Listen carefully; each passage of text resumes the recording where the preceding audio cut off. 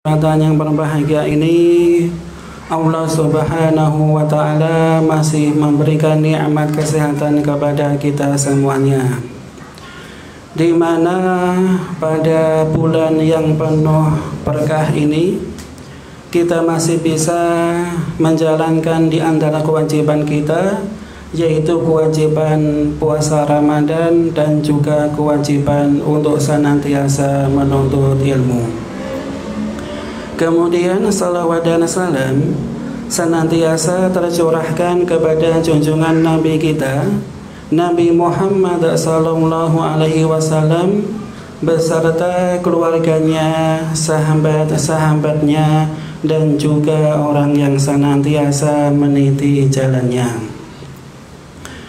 Ma'asyar muslimin yang dirahmati Allah Subhanahu wa Ta'ala, insyaallah pada kesempatan kita kali ini kita akan membahas suatu tema yang berkenaan tentang masalah penyuci jiwa, pembersih harta. Dan jikalau kita berbicara tentang masalah mensucikan jiwa dan juga membersihkan harta, itu tidak lepas dari yang namanya zakat, ya, yang namanya zakat. Dan insya Allah pada kesempatan kita kali ini kita akan sedikit membahas tentang masalah tentang zakat. Nah, dan zakat sesuai dengan apa yang dijelaskan oleh para ulama itu ada dua makna. Yang pertama adalah makna secara bahasa, dan yang kedua makna secara istilah. Adapun secara bahasa, sebagaimana yang dikatakan oleh para ulama dalam kitab Lisanul Arab, ya, dalam kitab Lisanul Arab itu ada dua makna. Yang pertama sesuai bahasa, dan yang kedua sesuai dengan istilah, ya, sesuai bahasa dan juga sesuai dengan istilah. Sesuai bahasa, di sini jenengan bisa membuka Lisanul Arab, itu banyak maknanya. Bisa maknanya itu adalah tumbuh, bisa maknanya berkembang,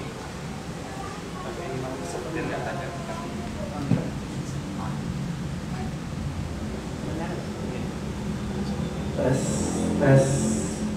Nah, jadi zakat di sini sesuai dengan bahasa maknanya adalah tumbuh, berkembang, dan juga bisa maknanya adalah mensucikan, ya, mensucikan. Ini dari sudut bahasa. Makanya ketika kita membaca surat Asy-Syams ayat yang ke-9, Allah Subhanahu wa Ta'ala berfirman, qad aflaha man zakkaha. Qad aflaha man zakkaha. Maknanya apa? Qad aflaha, sungguh telah beruntung. Siapa itu orang yang beruntung? Man zakkaha, orang yang mensucikan jiwanya. Ini zakat, ya, sesuai dengan makna bahasa. Sedangkan makna istilah, sebagaimana yang diterangkan oleh Syekh Utsaimin rahimahullah, bahwasanya istilahnya itu adalah bentuk peribadatan kepada Allah dengan mengeluarkan sebagian harta, dengan mengeluarkan sebagian harta.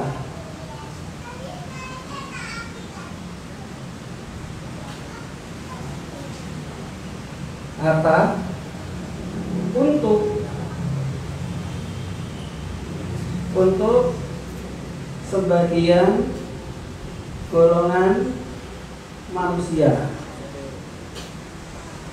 ya, Jadi dijelaskan oleh Syekh Utsaimin rahimahullah, zakat sesuai dengan istilah itu adalah bentuk peribadatan kepada Allah dengan mengeluarkan sebagian harta.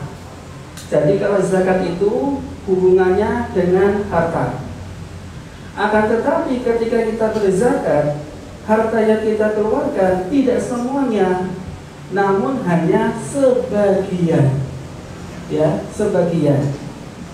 Sehingga ketika kita mengeluarkan sebagian harta, ini bentuk peribadatan kepada Allah. Dan ketika harta ini dikeluarkan, maka harta ini diberikan kepada sebagian golongan manusia.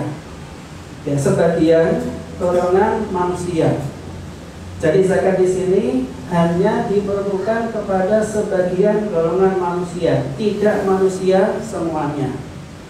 Contohnya apa? Contohnya adalah diberikan kepada fakir miskin, yaitu khususnya orang yang dari segi ekonomi dia tidak mampu.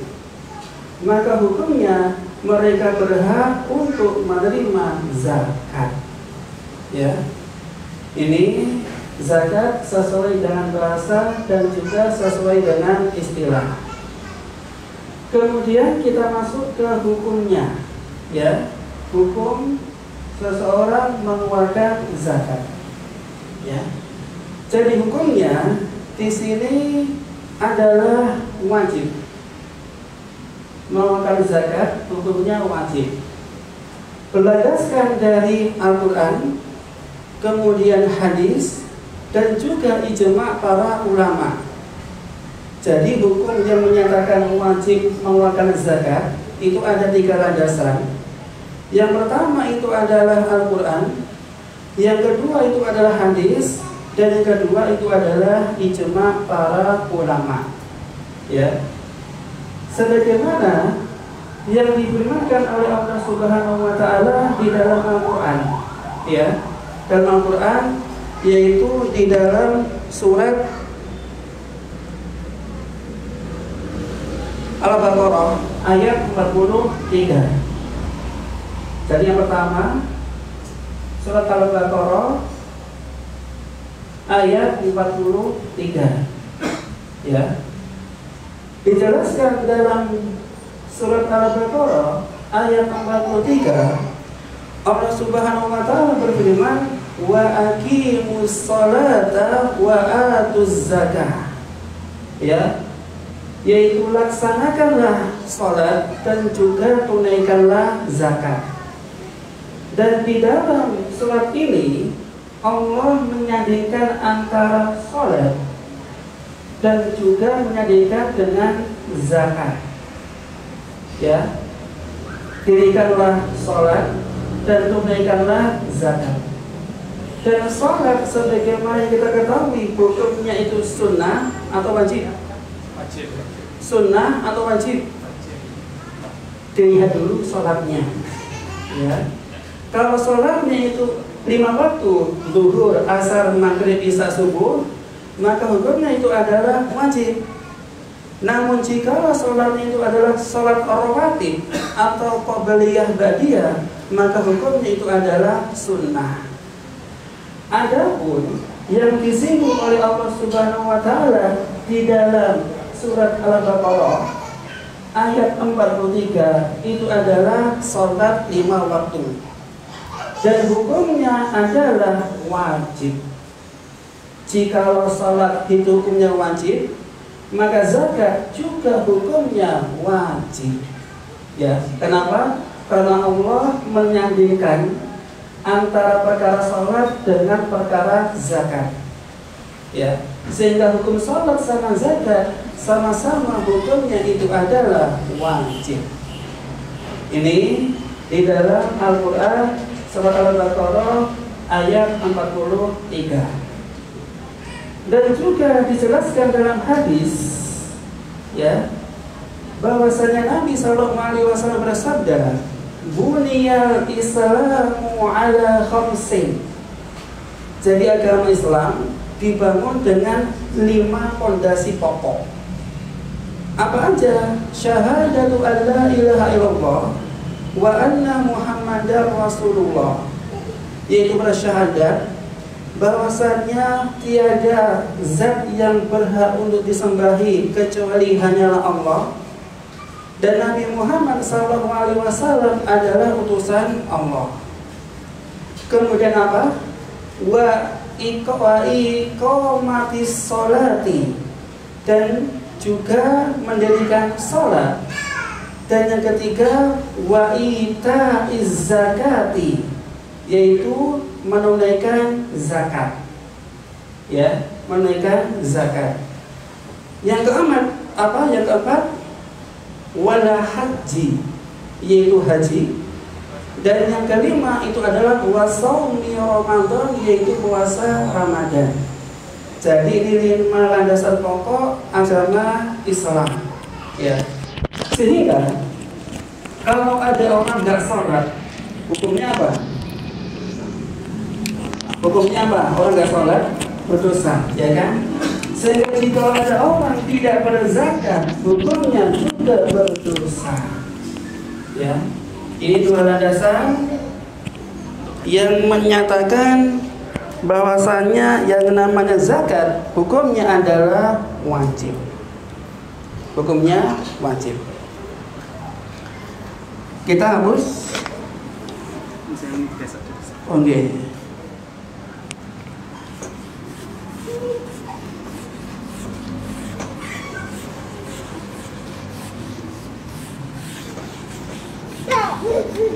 Ya, kemudian keutamaan orang yang berzakat. Kita masuk ke keutamaan orang yang berzakat. Jadi di sini zakat itu termasuk ibadah kepada Allah. Sehingga otomatis ketika ada orang yang menunaikan ibadah kepada Allah, mesti ada keutamaannya. Ya, mesti ada keutamaannya. Apa itu? Yang pertama, bisa mensucikan jiwa atau harta. Sebagaimana yang dijelaskan oleh Allah Subhanahu wa taala dalam surat Al-Baqarah ayat 3, Allah berfirman, "Khudh min amwalihim shadaqatan."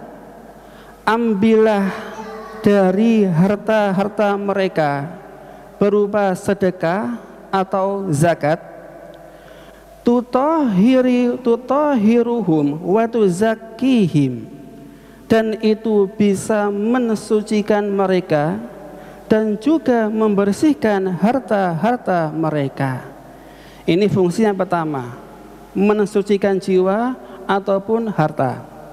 Jadi ikhwah, jikalau kita mempunyai harta yang banyak, agar harta kita ini berkah, bisa suci, dan juga bisa berkembang, maka haknya kita memberikan hak harta.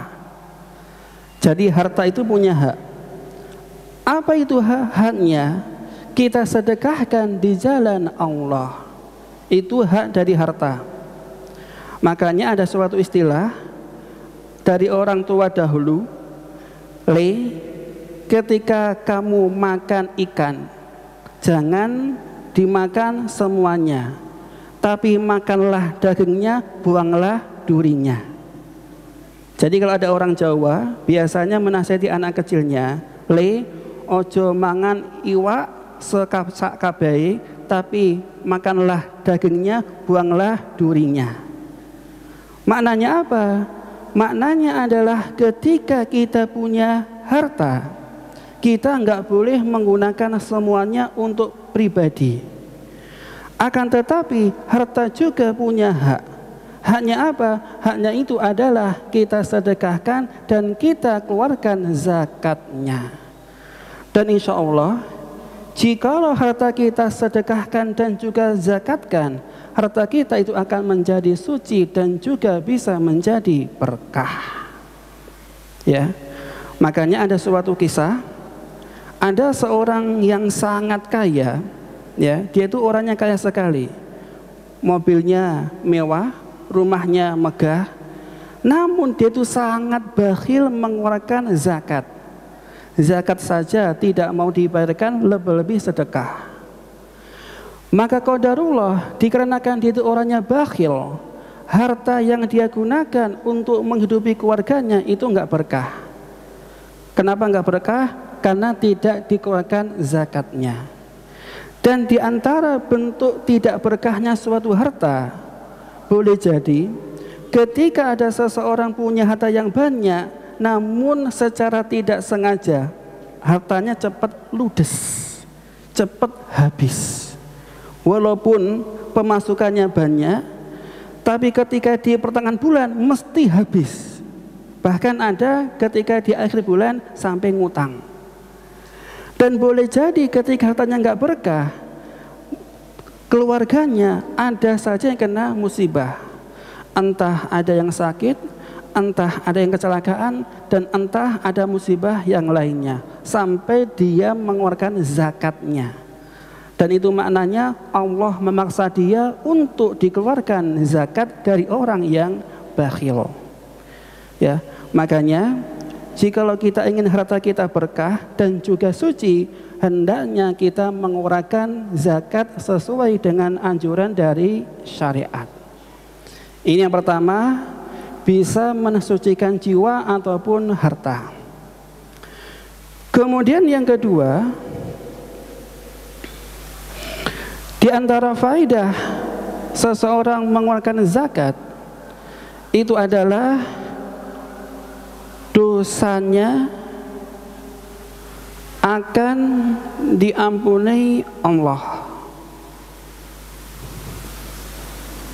Ya, dosanya akan diampuni Allah. Apa landasannya? Sebagaimana yang disampaikan oleh Nabi SAW, as-sadaqatu tudfi'ul khati'ah kama yudfi'u al-ma'u an-naro. Ya, jadi sedekah atau zakat itu bisa menghapus dosa-dosa atau memadamkan dosa-dosa, sebagaimana air bisa memadamkan bara api yang bergejolak. Ya, sedekah atau zakat bisa memadamkan dosa, sebagaimana air bisa memadamkan bara api yang membara. Ya, jadi ikhwah, jikalau kita sebelum Ramadan banyak sekali berbuat dosa, entah dosa telinga, entah dosa mata, entah dosa lisan, ataupun dosa tangan, maka hendaknya dosa ini kita gugurkan dengan cara kita memperbanyak sedekah dan juga mengeluarkan zakat. Dan insya Allah, jikalau kita gemar melakukan kebajikan ini, dosa-dosa yang kita punya itu akan diampuni oleh Allah Subhanahu wa ta'ala. Ya, khususnya di bulan Ramadan yang penuh berkah ini. Kemudian yang ketiga, di antara keutamaan orang berzakat itu adalah hartanya akan berkah. Ya, hartanya akan berkah. Hartanya akan berkah. Dan berkah di sini, ikhwah, tidak hanya hubungannya dengan harta. Contohnya ya, seperti jikalau ada seseorang berzakat, maka yang berkah tidak hanya hartanya, namun juga kehidupannya akan penuh dengan keberkahan. Ya, seperti ada seseorang dia itu berzakat atau bersedekah, dia mengeluarkan sebagian hartanya, maka boleh jadi Allah tidak langsung menggantinya di dunia, namun boleh jadi Allah gantikan pahalanya nanti di akhirat. Ya, makanya ada suatu hadis yang disampaikan oleh Nabi SAW manaqasat shadaqatun min malin. Yang namanya harta itu enggak akan pernah berkurang jikalau dia mau disedekahkan, mau dizakati. Dan makna tidak akan pernah berkurang jikalau dia ikhlas karena Allah, niscaya dia akan mendapatkan berkah. Entah berkah hartanya, entah berkah amal kebajikannya, ataupun berkah kehidupannya. Contohnya, seperti jikalau ada seseorang, dia gemar berzakat, dia suka bersedekah, tapi kehidupannya nggak kaya-kaya. Itu yang salah bukan sedekahnya, bukan aturan ajaran Islamnya, bukan. Namun boleh jadi Allah memberikan keberkahan tidak hanya di hartanya, tapi di kehidupan kesehariannya. Contohnya, Allah membuat badannya menjadi sehat. Allah menjadikan anak-anaknya menjadi anak yang soleh ataupun solihah. Dan juga Allah menjadikan keluarganya tentram, mawaddah, sakinah, dan juga berkah. Dan boleh jadi itu karena dia mengeluarkan zakat ataupun sedekah. Jadi balasan yang Allah berikan kepada orang yang berzakat atau sedekah tidak hanya hubungannya sama harta, tapi juga bisa kehidupan seorang hamba ataupun nanti Allah berikan pahala yang berlimpah di akhirat. Jadi ikhwah, kalau bisa ketika antum sedekah, jangan antum niatkan biar kaya, jangan. Contohnya saya sedekah 1 juta, mudah-mudahan Allah melipat gandakan menjadi berapa? 70 juta. Ataupun Allah menambahkan 700 juta. Jangan antum mengharapkan pahala di dunia. Ya, kenapa? Dikarenakan jika antum mengharapkan hanya dunianya saja, boleh jadi nanti ketika di akhirat antum gak akan pernah mendapatkan pahala. Kenapa? Sudah antum minta ketika di dunia. Lah itu. Makanya ketika sedekah, entah 1000 perak, entah 2000 perak, entah 1 juta, entah 2 juta, niatkan lillahi ta'ala. Ya, niatkan lillahi ta'ala. Adapun nanti Allah memberikan balasan di akhirat, itu sudah terserah Allah. Kita nggak boleh apa? Maksa Allah. Ya Allah, saya sudah bersedekah 1 juta, mohon jenengan ganti menjadi 700 juta. Ini pemaksaan namanya.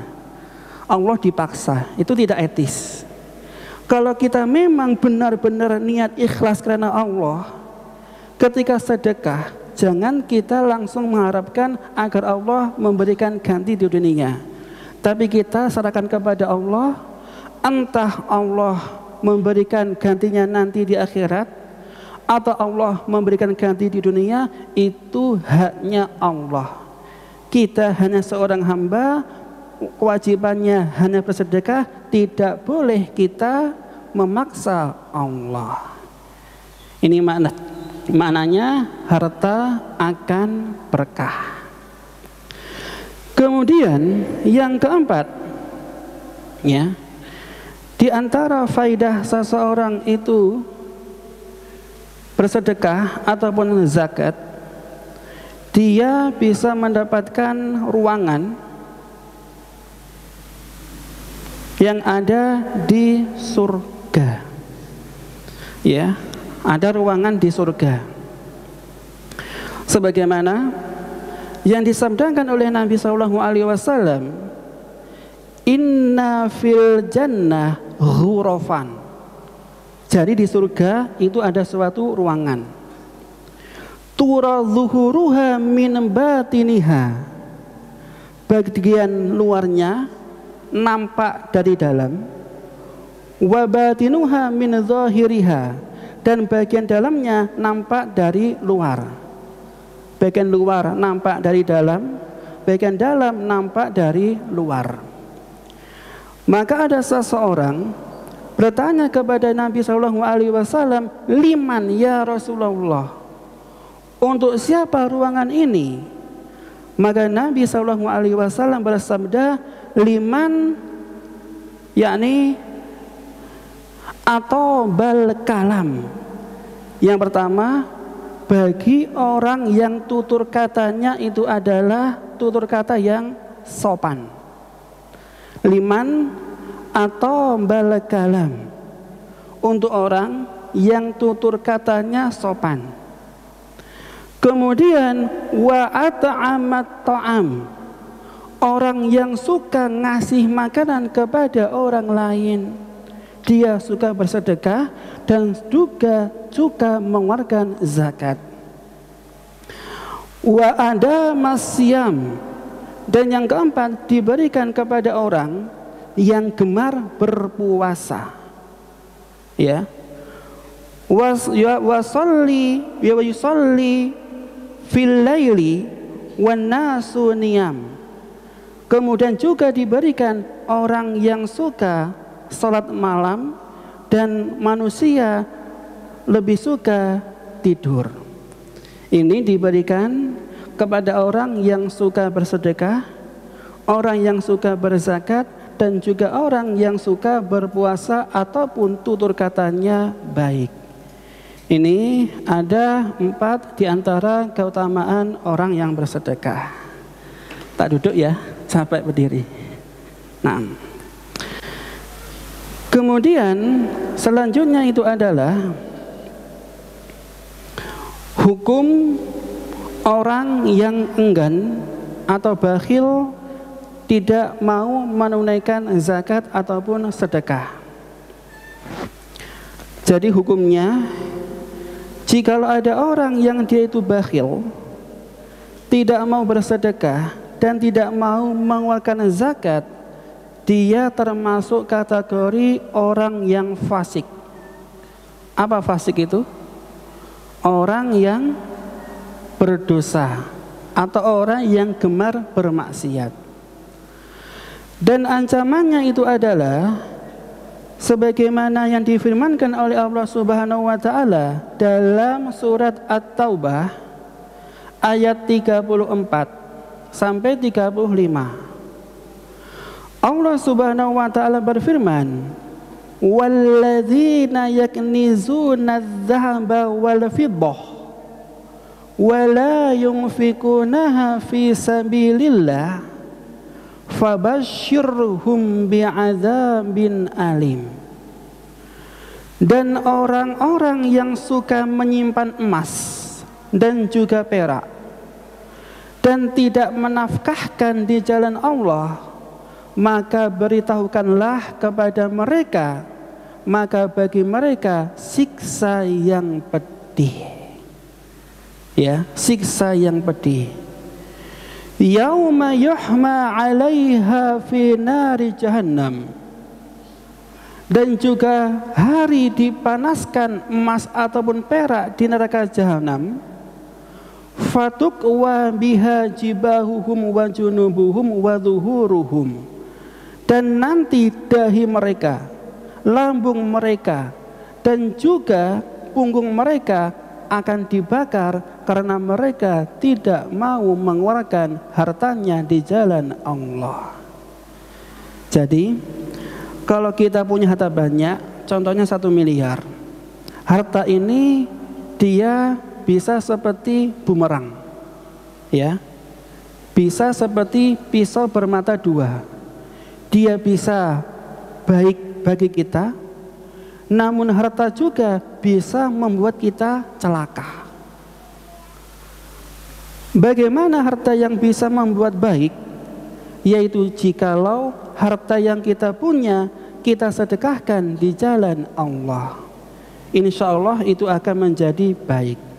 Dan insya Allah itu harta yang hakiki kita punya.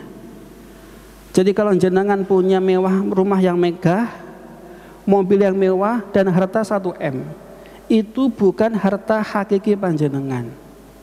Kenapa? Kalau jenengan nanti meninggal, apakah rumah jenengan, apakah mobil jenengan, dan apakah harta sebanyak 1 miliar juga akan ngikuti dikebumikan dengan jenengan? Tidak. Akan tetapi harta yang kita punya dan kita tinggalkan, itu hakikatnya adalah harta warisan dan nanti diberikan kepada anak cucu kita. Jadi harta yang selama ini kita kumpulkan, kalau kita meninggal itu nanti milik anak cucu kita. Jadi harta warisan, dan boleh jadi harta yang bisa menyebabkan hubungan keluarga bisa retak. Gara-gara apa? Royoan warisan. Namun harta yang baik bagi kita itu adalah harta yang kita zakatkan ataupun kita sedekahkan. Makanya kalau jenengan sedekah 2.000, zakat 1 juta, nanti 2.000 sama 1 juta itu yang akan nemani jenengan di kuburan atau di alam kubur. Adapun mobil ataupun rumah nggak akan pernah nemani jenengan. Atau keluarga jenengan, ada nggak yang menemani jenengan di alam kubur? Nggak ada. Makanya nggak ada istilahnya istri sehidup semati. Kalau semati, mau nggak dia dikuburkan sama-sama dengan suaminya ketika meninggal? Belum tentu. Kalau suaminya meninggal, mau nggak istrinya dikebumikan? Nggak mau. Dan maukah dia menamai di kuburan? Juga nggak mau. Lebih-lebih suami. Ketika istrinya meninggal, biasanya habis itu apa? Nikah lagi. Itu suami. Ya.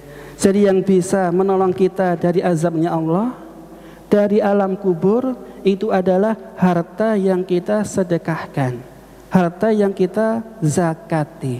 Itu hakikat harta yang kita miliki. Makanya Nabi SAW pernah bersabda, yatba'ul mayyit salasah.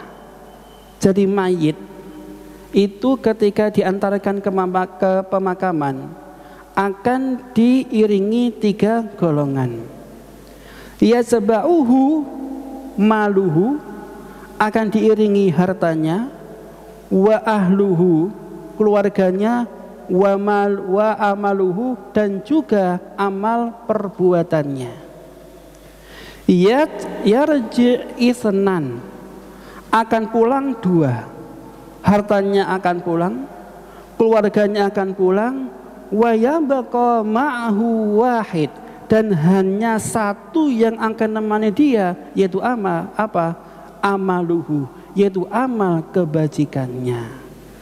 Itulah diantara makna harta yang hakiki kita punya, yaitu harta yang kita sedekahi ataupun harta yang kita zakati. Kemudian ya ikhwah, zakat itu ada 2 macam dan harus dibedakan.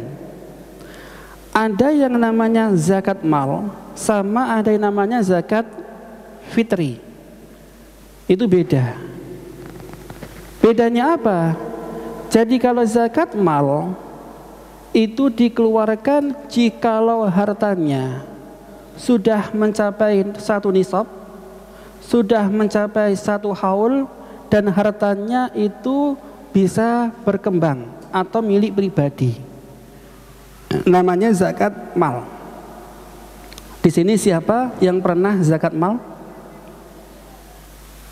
Jujur saja, siapa yang pernah zakat mal?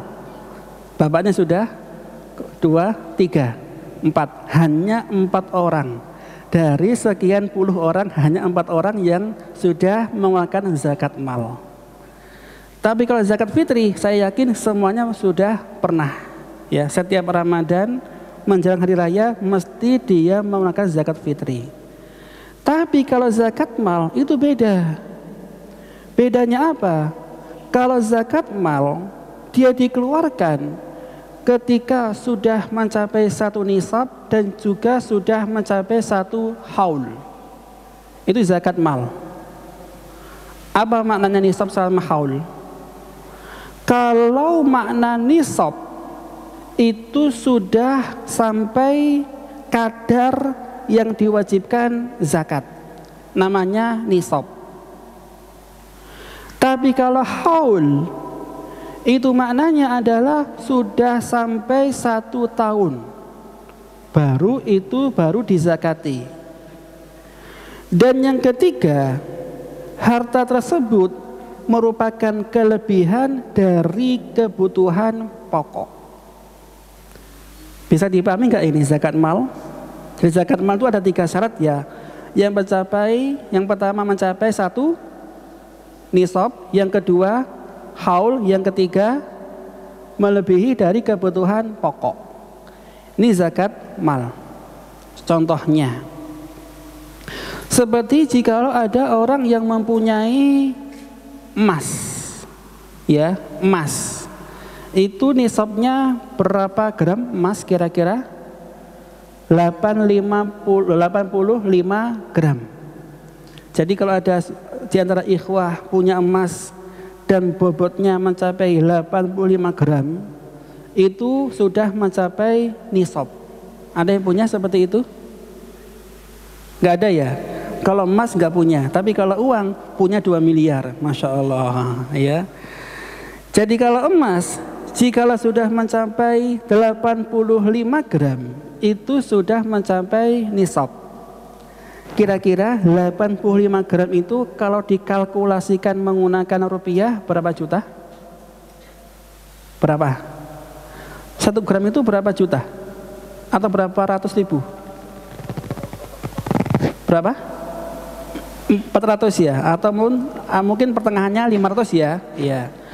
500 dikalikan 85 berapa? Loh, berapa? Matematikanya dikeluarkan.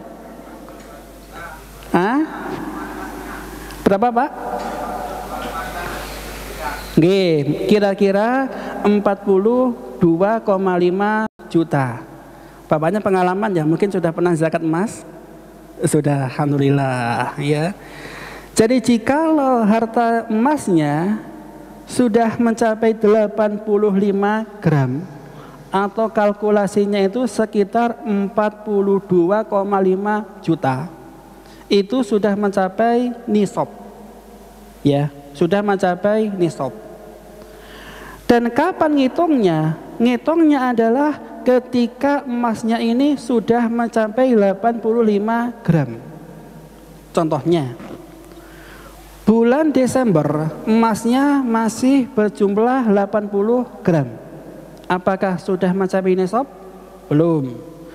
Tapi ketika bulan Januari dia sudah menjadi 85 gram, sudah sampai nisab. Dan ngitungnya ketika sudah sampai nisabnya, yaitu bulan Januari lah itu. Dan ketika sudah berlangsung selama 1 tahun, Januari depannya, maka hukumnya, kewajibannya mengeluarkan zakatnya. Jadi selama 1 tahun emasnya nggak pernah berkurang dari 85 gram. Maka hukumnya ketika sudah mencapai 1 tahun, itu wajib untuk dikeluarkan zakatnya. Berapa zakatnya itu? 2,5%. Kalau 2,5% dari 42,5 juta, itu berapa juta? Berapa, Pak? Nggak banyak kok. Berapa? Berapa? Mungkin sekitar juta banyak. Mungkin 900 ya, 900. Okay? Sekitar 900 itu nggak banyak. Dan itu wajib dikeluarkan ketika sudah mencapai 1 nisab dan juga 1 haul. Ya. Ini jikalau panjenengan memiliki emas, ya, memiliki emas. Ini wajib mengeluarkan zakatnya. Kemudian kita masuk ke siapa yang berhak untuk menerima zakat mal. Ya, siapa yang berhak menerima zakat mal?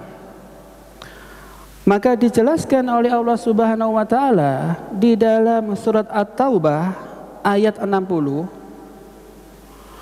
Allah Subhanahu wa taala berfirman, Inna sadaqat lil fuqara wal masakin wal amilina 'alaiha. sesungguhnya zakat itu diberikan kepada siapa? Yang pertama orang fakir, yang kedua orang miskin, yang ketiga amil zakat, dan yang keempat para mu'alaf, ya, para mu'alaf. Wal mu'allafah qulubuhum wa fir riqab, dan juga diberikan kepada budak agar dia bisa merdeka. Wal gharimina, dan juga diberikan kepada orang yang memiliki banyak utang, ya. Jadi kalau ada orang kaya, hartanya 1 miliar, kaya enggak?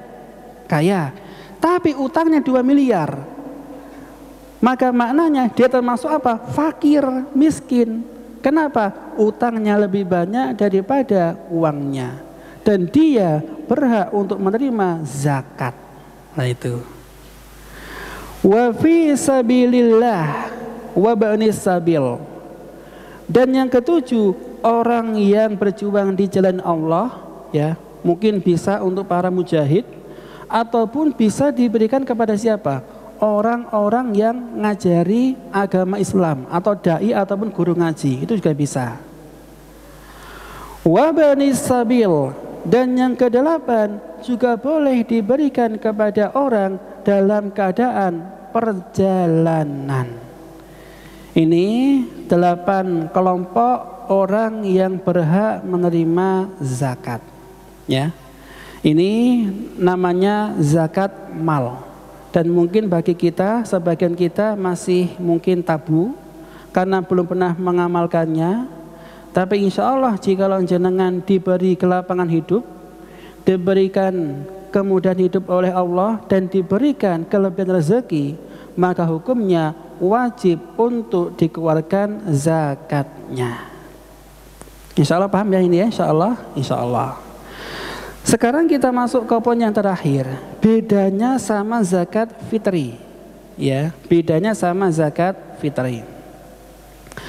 Kalau zakat mal, dia harus sudah capai 1 nisab, kemudian 1 haul, dan juga hartanya itu harus dia bisa berkembang. Tapi kalau zakat fitri, di sini maknanya hartanya dikeluarkan ketika menjelang Idul Fitri atau hari raya, namanya zakat fitri. Dan biasanya boleh dikeluarkan menjelang hari raya, entah sebelumnya ataupun sebelum sholat Idul Fitri, boleh dikeluarkan. Apa landasannya?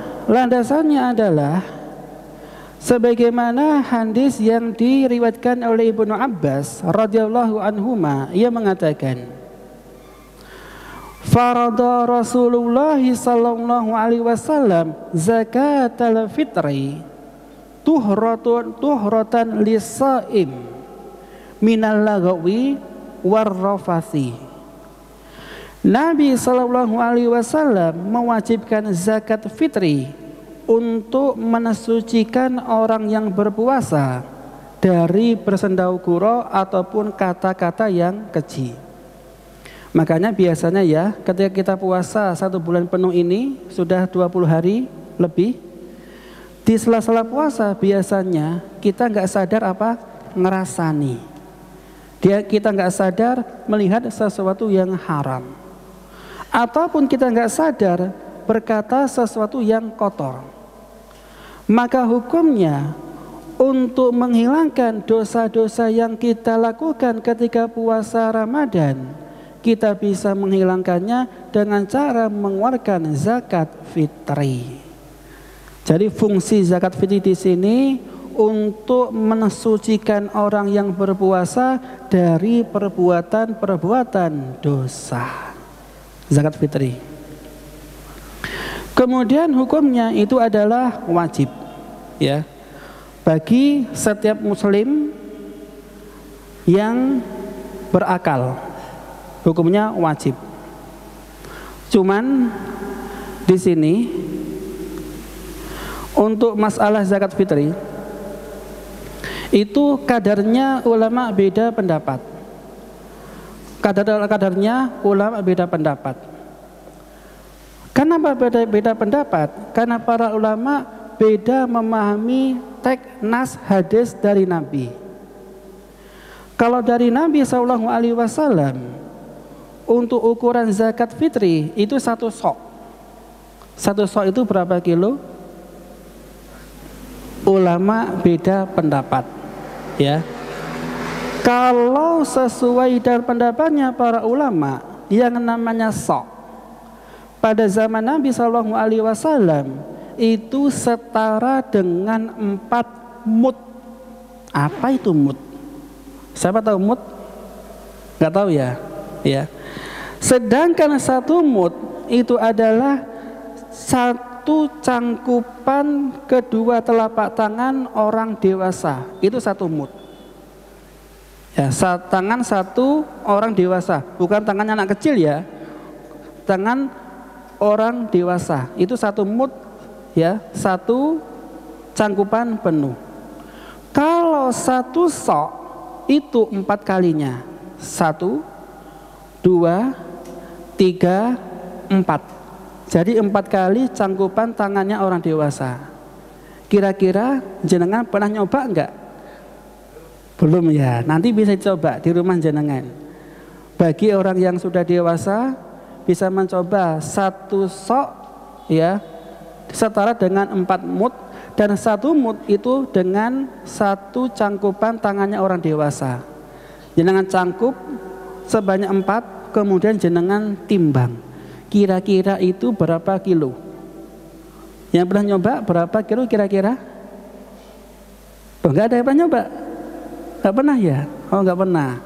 Dan ini ukuran yang berlaku pada zaman Nabi Sallallahu Alaihi Wasallam. Jadi pada zaman Nabi itu ukurannya tidak menggunakan kilo, tapi menggunakan sok.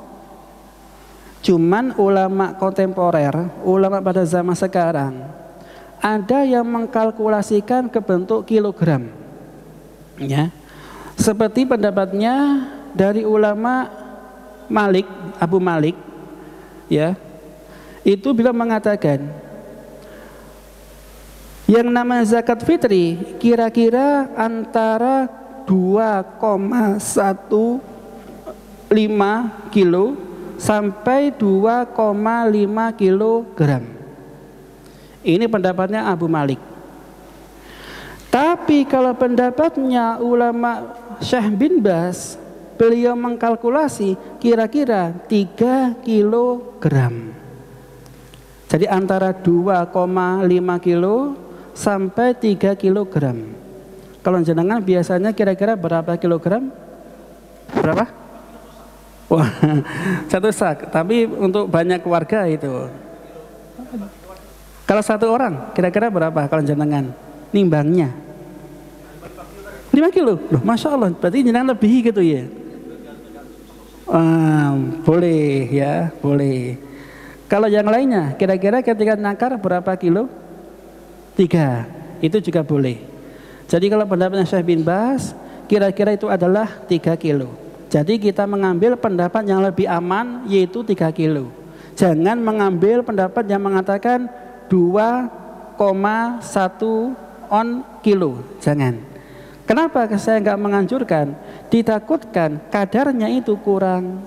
Makanya yang paling aman itu adalah 3 kilogram.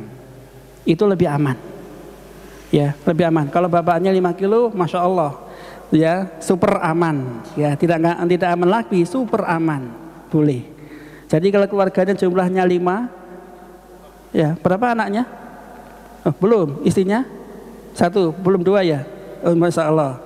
Nanti kalau 2 orang dikali 5 menjadi 10 kilo. Tapi kalau yang banyak anaknya, mungkin anaknya itu 5 dari istri pertama dan 5 dari istri kedua, totalnya berapa?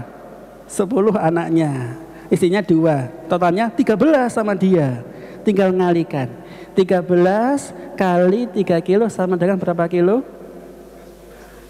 39 kilogram, ya. Makanya insya Allah kalau banyak anak juga banyak rezekinya dan banyak sedekahnya dan banyak ukuran zakat fitrinya. Ini untuk ukuran zakat fitrinya. Kemudian untuk waktunya, nah ini waktunya, sering sekali kita mendapati ada seseorang mengeluarkan zakat fitri itu di awal-awal Ramadan, ya kan? Dan biasanya ini diperuntukkan oleh siapa? Anak sekolah, ya kan? Anak sekolah biasanya oleh guru-gurunya disuruh mengumpulkan zakat fitri di awal Ramadan. Padahal di sini para ulama menjelaskan yang namanya waktu pengeluaran zakat fitri itu ada dua macam. Yang pertama waktu afdol, dan yang kedua waktu yang dibolehkan. Ya. Yang pertama waktu yang afdol, dan yang kedua waktu yang dibolehkan. Kapan itu waktu yang afdol? Yang disebut dengan waktu yang afdol itu adalah mulai dari terbit fajar pada hari raya Idul Fitri hingga mendekati waktu pelaksanaan sholat Id.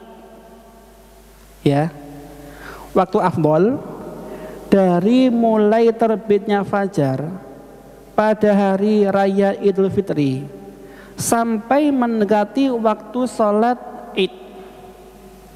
Kira-kira Idul Fitrinya hari apa? Kira-kira hari apa Idul Fitrinya? Senin ya, insya Allah. Ya insya Allah.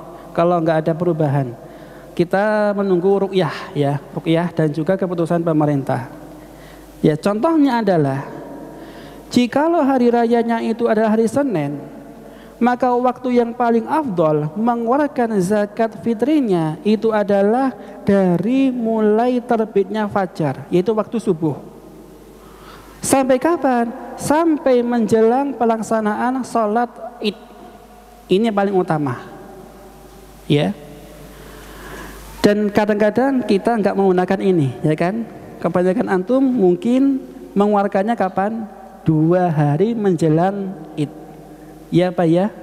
Iya.